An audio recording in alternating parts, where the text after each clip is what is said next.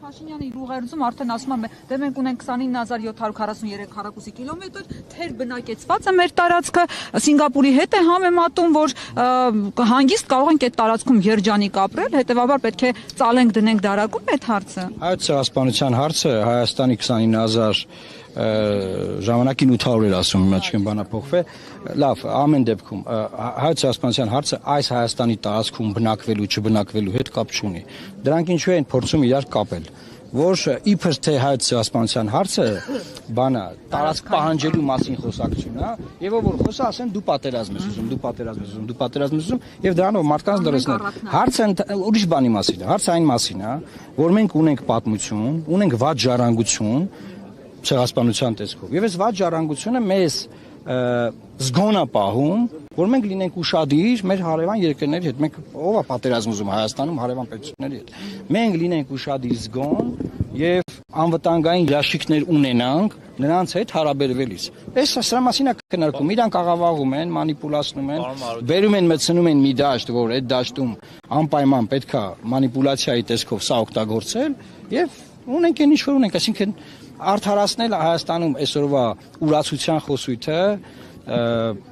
մանիպուլացնելով, որ իբր ով որ ազգային որևէ բան ասում է, ուրեմն պատերազմ է ուզում։ Իշխանության ինչ եք անելու, հետապնդելու եք այդ հարցը, առաջնահերթությունը։ Երեք ես թեզերից մեկը ներկայացել եմ, որը վերաբերում է օրինակ Արցախի էթնիկ զտմանը։ Մենք միջազգային նախադեպ ունենք հենց հիմա, որ Հարավային Աֆրիկայի Հանրապետությունը դիմել է Արտադրության միջազգային դատարան 23 թվականին Գազայում ցեղասպանության հարցով։ Այդ կոնվենցիայի մաս ենք նաև մենք։ Հայաստանի Հանրապետությունը ես լոբինգ եմ արել, որ Հայաստանի Հանրապետությունը պետք է այդ կոնվենցիային համաձայն նույնպես դիմի դատարան Արցախի էթնիկ զտման հարցով։ Սա ինչ կտա մեզ։ Սա գոնե այսօր, եթե մենք դարած լինենք 23-24 թվականին, գոնե այսօր Ադրբեջանը կվախենար օրինակ Արցախում մեր եկեղեցիների ոչնչացումից։ Ինչու, որովհետև դա նույնպես կոնկրետ էթնոսի հետքերը մաքրելու, ոչնչացնելու ցեղասպանական գործողության մի հատված է։ Փաշինյանը երեք դատապարտում է Թուրքիայի դրոշ վառելը, բայց ոչ մի խոսք չասաց Ստեփանակերտի եկեղեցու ոչնչացման վերաբերյալ։ Գիտեք, ես մի բան ասեմ, Ադրբեջանը իր պահվածքով եւ նաեւ Թուրքիան իրենց պահվածքով ամեն ինչ անում են, որ Հայաստանում ռացիոնալիզմը մեռնի։ Ինչ է սա նշանակում։ Ռացիոնալիզմի համատեքստում դրոշ վառելը մենք էլ ժամանակին ասել ենք, որ դա պետություն չունեցող ազգի բան է, այսինքն երբ որ պետություն ունես, դրոշ վառելը սազական չի քո ազգին։ Պետություն չունեցող ազգերը բան, անում են նման բաներ։ Բայց երբ որ այդ ռացիոնալիզմը մեռնում է, օրինակ կոնկրետ եկեղեցու փլուզումը ոչնչացումով Ստեփանակերտում, արդեն մարդիկ չեն կարողանում լսել ռացիոնալ խոսք դրա վերաբերյալ։ Հիմա իրենք այդ որ դատապարտել են, լավ դատապարտել են դրոշի այրում, ես հասկանում եմ, կա դիվանագիտություն, կա հարաբերություններ։ Եկեղեցու փլուզումը, եկեղեցիների ոչնչացումը Արցախում ինչու չեն դատապարտել։ Ես կոնկրետ օրինակ եմ բերել, որ իսրայելցի մի զինվոր Լիբանանի տարածքում Հիսուս Քրիստոսի խաչը կոտրել էր, նկարը կա էլի, եւ այս նկարը համացանցում տարածվում է։ Ամբողջ քրիստոնյա աշխարհը սկսում է քննադատել Իսրայելին, հետո Իսրայելի բոլոր պաշտոնատար անձինք սկսում են հերթով ներեգություն խնդրել, ափսոսանքի խոսքեր ասել, եւ հետո տեղադրում են նկար, որ խաչը ուղղել են եւ շտկել են, կոտրված է եւ ամեն ինչ նորմալ է։ Հիմա երբ որ Հայաստանը ձայն չի հանում, քրիստոնյա ոչ մի ժողովուրդ, ոչ մի ինստիտուտ, որևէ քրիստոնյա եկեղեցի, բացի մեր եկեղեցին նկատի ունեմ, չի միանում են արշավին, որ դատապարտի, որ քրիստոնեական ժառանգությունը, մշակույթը, առաջին քրիստոնյա ազգի մշակույթը, դուք որ ինչ եք ոչնչացնում Արցախում։ Եվ դրանով նաև Ալիևը շատ անկեղծ է, ես էլ ասեմ ու ամփոփեմ այս մասը։ Ինչու՞։ Որտեղ Ալիևը հայ ժողովրդին դանով ուղերձ տալիս, որ ձեզ որ ասում են մենք նախաստորագրել ենք խաղաղության պայմանագրի տեքստ, նախագիծը, դա մի խաբվեք հայ ժողովուրդ, որովհետև մենք ձեր այդ խաղաղության պլաններ չունենք։ Եթե խաղաղության պլաններ ունենայինք, այդ եկեղեցի այլի կթողեինք, եթե ամեն ինչ բացվելու է, խաղաղ լինելու, դե կգանք, մոմ կվառենք, ինչն է պատճառը, որ անպայման քանդվի։ Այսինքն Ալիևը անկեղծ հայ ժողովրդին ասում է, որ ձեզ խաբում են, մենք ձեր հետ կապված խաղաղության պլաններ չունենք։ Բաներ չունենանք եւ դրանով նաեւ օգնում է հայ ժողովրդին, որ հետ գա իր արմատներին եւ հասկանա, որ իրան խաբում են, մանիպուլացնում են լավ ապրելու, ցմփ բան է, համերգների բաների խորովածի, այս ուտել խմելու բանի համատեքստում էլի, ուրիշներն է թողա։ Ալեն Սիմոնյանը հենց Ստամբուլում այսպեսի մի հայտարարություն արեց, ասում է, որ Թուրքիայի հարաբերությունների հաստատմանը խոչընդոտում է Ադրբեջանը։ Հենց Ստամբուլում հայտարարություն արեց։ Ըստ ձեզ, սա Նիկոլ Փաշինյանի կամ այդպես համաձայնեցված է, հա, գործադիր քաղաքականության հետ ու ինչ ուղերձեր սրանով էր հաշվի առնելու, որ հենց Ստամբուլում է, հա, նման հայտարարություն։ Տեսեք, ես կարծում եմ սպիկերի դերը միշտ Հայաստանում օգտագործվել է, որպեսզի ավելի ազատ այլ մեսիջներ տրվի, կարծում եմ այդ համատեքստում է, բայց դա խոստովանություն այն ամոթալի վիճակի մասին, որ ունենք հայ-թուրքական բանակցային տրակում, որովհետև այդ process-ը նշանակում է, որ մեզ այն ժամանակ խաբել են, որ դիվանագիտական ազնագրերի համար սահմանը բացվելու է, ցամաքային սահմանի մասնախոսք գնում։ Հետո նորից են խաբել, այն ժամանակ, երբ որ դա խոսակցությունը գնում էր, դերևս հայ մարդիկ ապրում էին Արցախում, Մեսրոպ Մաշտոցի հիմնած դպրոցում դպրոց էին գնում, աղոթում էին, այսինքն այդ խաբկանքը շարունակվում է։ Հիմա միտեղ մի բան ասել, իրենք են չեմ եղադրում, որ նախկինում բանակցել են մի բան, եկե ժողովրդին ասել մեկ ուրիշ բան։ Հիմա իրանք ինչ են անում, իրանք ժողովրդին ասում են ամեն ինչ լավ է, նորմալ է, բացվում է, բան հեսա առևտուր եւ այլն, միակողմանի առևտուր են անում։ Եվ որից հետո գնում Ստամբուլում ասում են բանա, դե ժողովուրդ ջան, դե գիտեք դե բան, Ադրբեջանը ձեզ խանգարում։ Այսինքն Թուրքիայի պես հզոր երկիր ուզում է սահմանը բացի մեր հետ, Ադրբեջանը չի թողում, հա։ Այդ են ուզում ասել։ Կարող ենք ասել, որ հաշվի առնել, որ Ռուբինյանն է, հա, այդ բանակցությունները վարում, նրա այսպես աշխատանքի, ապարդյուն աշխատանքի հետևանքն է, սա։ Գիտեք, այսինքն դուք մտածում եք, որ մի մարդ պետք է բանակցի ու դա բացվի։ Գլխավոր պատասխանատուն արտաքին քաղաքական վարչապետն է։ Այդտեղ ոչ Ալեն Սիմոնյանն է պետք առանձնացնել, կոնկրետ գլխավոր պատասխանատու կա։ Հայկական կողմը ճիշտ չի աշխատում, Թուրքիան չի։ Հայկական կողմը ի սկզբանե գնացել է մի ճանապարհով, որ իբր բանակցությունները գնում են առանց նախապայմանների, բոլոր տեքստերում Թուրքիան համաձայնվել է, որ գրվի, որ առանց նախապայմանների են բանակցում, բայց միևնույն ժամանակ բոլոր նախապայմանները իրենք դրեն սեղանի վրա։ Դա եղել է սկզբից Արցախյան հիմնախնդիրը, հետո Միջանցքի հարցը եւ այդպես շարունակ։ Հիմա քաղաքական հարցել էլի, եթե կարելի է, պարոն Մարուքյան, ինչ եղավ ձեր եւ Հովիկ Աղազարյանի հետ, ինչ տեղեր չկարողացաք միասին կիսել եւ ձեր նախընտրական քարոզարշավի ընդհանրապես ընտրական փուլի մեջ եք մտել, ով է փողը տվել, ով է ֆինանսավորում։ Ոչ մի բան չի եղել մեր միջև, ամեն ինչ նորմալ գործընկերային հարաբերություններ կան։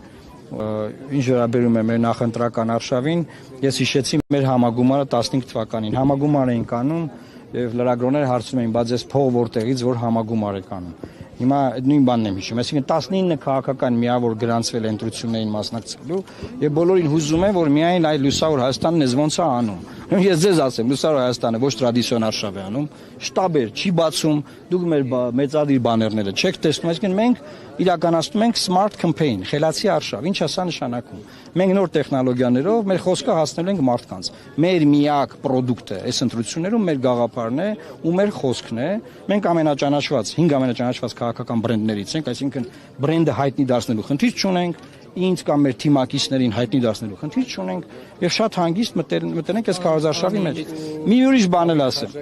էլ ասեմ, Դավիթ Խաչակյանը մեր ներկայացնում է կենտրոնական ընտրական հանձնաժողովում։ Մեր նախընտրական թիմի անդամ է, ուսակցությունից դուրս եկած մարդիկ կան, այո, նրանք չկան, չեն կարող լինել, որ ուզեն անել։ Ես էս ավարտեմ, էլի։ Ես ուզում եմ նաեւ լրագրողներին մի խնդրանք ներկայացնել կամ պահանջ։ Դա այն է, որ դուք դարձել եք ընտրությունների վերաբերյալ խոսույթը, փողի խոսույթ։ Այսինքն, ով առաջին, մի րոպե, ով առաջին հայացքից, ասեմ, ով առաջին հայացքից փող ունի, հա, տպավորությունն է, որ ինքը լեգիտիմ ընտրություններին եւ քաղաքականությանը մասնակցելու իրավունք ունի։ Այդպես չի, ժողովուրդ ջան։ Այդպես չի։ Մենք դրանով կայլասերենք ամբողջ քաղաքական process-ը։ Այսինքն ով փող ունի նա կարա ընտրություններին մասնակցի, ով որ առաջին հայացքից չէ, ախր չի կարելի։ Ինչ եմ ասում։ Պիտի հաշվետվեք։ Այն ասում է, հա, բայց հաշվետվությունը տված է, մտեք նայեք, կտանք, ինչ խնդիր կա։ Մենք անցած ընտրություններում ամենակիչ գումարով դե որ ես տեսնեմ, որ իշներին հարցնում եք։ Գիտեք, նույն տեղի չեք ֆինանսավորում, չէ՞, Թատրոնին կասի, որ իրենք ֆինանսավորում, իրենց համակիրներով բանով։ Չէ, բայց դու հարց ուներ էլի մեզ։ Ուզում ենք հասկանանք ուղղակի ում ականջներն են ձեր հետը, մեզ ֆինանսական մեր ականջները։ Ովի կաղազարի։ Հայ ժողովրդի աջակցությունն է, ուրիշ ականջներ չկան։ Գորգիսյանի ականջները, հա։ Կարպիս Փաշյանի։ Հաստատագետ են բան Մարքյան, ասում եք վարչապետի տեխնացը չունենք, վերցնացակը դուք եք գլխավորում։ Այո։ Ինչ է նշանակում չունենք։ Ասեմ, մենք ի սկզբանե հայտարարել ենք, որ չենք մտնելու այս վարչապետական գզվրտոցի մեջ, երբ որ բոլորը հռչակում են, որ իրենք պետք է լինեն վարչապետ եւ վերջ։ Սա նաեւ մի process էր, որը նախընտրական դեռևս կոնսոլիդացիայի շրջանում խանգարեց կոնսոլիդացիաներին։ Մենք ի սկզբանե ասել ենք, որ այդ ամբիցիան չի կարելի առաջ մղել։ Այս ընտրությունները падգամավորների ընտրություններ են։ Մի հատ մարդիկ թող սկզբից падգամավոր ընտրվեն, հետո վարչապետական ամբիցիաները քննարկենք։ Այո, ցանկացած համասնական ցուցակի առաջին համար տվյալ ուժի ֆորմալ վարչապետի տեխնացիոնը օրինակ գնալու այն բանավեճին են գլխավոր, չէ՞, բայց մենք ասել ենք, որ մենք չենք մտնելու այդ իմաստով այդ բանավեճի մեջ, որտեղ մի քանի իմաստ քննարկում։ Բայց բանավեճի մասնակցելու։ Անցողիկ շեմը կհաղթահարեք, թե Անցողիկ շեմը արդեն հաղթահարել ենք, որովհետև դեռ որ չէինք հայտարարել, որ ընտրություններին մասնակցում ենք, դրանից քիչ էր պակասում։ Երբ որ հայտարարեցինք, բնականաբար դիրքավորումը բերեց արդեն հաղթահարելու։ Այսինքն այս պայն հաղթահարելու։ կարել բարձել եք, հա։ Հանգիստ։ Փաշինյանի ուղերձի մեջ նշվում է, ասում է այն ուժերը, որոնք հանդես են գալիս կորսված հայրենիքը վերադարձնելու սահմանների եւ արդարության վերականգնման կոչերով, ասում է տանում են նրան, որ մենք կանգնենք պետականությունը կորցնելու։ Շատ լավ։ Ուրեմն 19 ուժ գրանցվել է, բացառեք ծրագրերը նայեք։ Կամ հլավ խոսքը ինտերվյուները նայեք։ Ես չգիտեմ ուժ, որ մեր ժողովրդին ուզում է տանի պատերազմի Թուրքիայի կամ Ադրբեջանի։ Չգիտեմ այդ ում մասին է խոսում, ինչ է պատմում, ինչ է ասում։ Ինքը դրանով փորձում է արդարացնել այս ուրացության process-ները։ Ուրացության, ծպտուն չանելու, մենիքնությունը ոչնչացնելու դեմ որևէ դիվանագիտական լծակ գործիք չօգտագործելու իր անգործությունը, էսա։ Ուրիշ բան ես չգիտեմ ուժ ախր, որ ուզում է տանի բանները։ Ինչ անում։ Միանշանակ ուրանում։ Դուք մի նայեք որ բերում են ծաղիկեն բան։ Ուրանալը այդպես չի լինում։ Ուրանալը այդ հարցեր տալով է։ Մեր հարցեր են տալիս։ Բայց նայենք դրանք ոնց է եղել, բան քանի միլիոն մարդ ազով է։ Ուզում ենք պատի վրա քանդ ոնց էր ասում։ Քոչարյան Անդրանիկ ասում է պատի վրա ուզում ենք գրենք։ Պատկերացնեք մի հրյա կանգնի, ասի 6 միլիոն հրյաների հոլոկոստի զոհերի անուններն ենք ուզում։ Ինչ կանեն այդ մարդուն։ Այս իշխանությունը օրը ցերեկով բաց տեքստով ասել է։ Դրանից հետո բայց սա խաղաղության հետ կապ չունի, պետություն մենք ունեցել ենք 91 թվականից, դրանից առաջ էլ մի հատ ուրիշ ձեի պետություն ենք ունեցել, դրանից առաջ էլ առաջին հանրապետություն ենք ունեցել։ Հետեւաբար պետություն մենք ունեցել ենք։ Խաղաղություն, sense խաղաղ առաջնահերթին։ Նայեք, խաղաղությունը ինքը դատարկ ուղակի բան չի, օթում ինչ որ բան չի։ Խաղաղությունը դա անվտանգային համակարգ է, անվտանգային երաշխիքներ են, մեխանիզմներ են, որոնք ապահովում են քո խաղաղությունը։ Եթե այդ անվտանգային մեխանիզմները եւ երաշխիքները գոյություն չունեն, ինստիտուտներ չկան կանխարգելող որևէ բանի, խաղաղության մասի խոսալը բանը, նախընտրական բան, լոզունգ է։ Խնդրեմ։ Հարցից տալի ասում է խաղաղությունը ինչ երաշխիք ունի, իրանք մեջ բերում են օգոստոսի 7-ի թուղթը, ասում են սա ամենամեծ երաշխիքն է խաղաղության։ Օգոստոսի 7-ին երկու փաստաթուղթ է ստորագրվել, մեկը թրիփն է, որը միջանցք են հանձնել, մյուսը խաղաղության պայմանագրի նախաստորագրված տեքստն է, որի վերաբերյալ մանրամասն ես խոսել եմ հենց այդ օրը եւ ցույց եմ տվել, թե ինչ խնդրահարույց կետեր կան մեզ համար, եւ ես գտնում եմ, որ այդ կետերը բնականաբար չի կարելի ուժի մեջ մտցնել, դրանք պետք է վերաբանակցվեն։ Վերաբանակցելու թեզը ես եմ մտցել օրակարգ, այո, պետք է դրանք վերաբանակցվեն, եւ ես ավելին ասեմ, որպես այդ փաստաթղթի վրա աշխատած մարդ, այն կետերին, որ իրենք համաձայնվել են, մենք երկար ժամանակ չենք համաձայնվել։ Մենք նկատի ունենք Հայաստանի Հանրապետությունը։ Շնորհակալ եմ։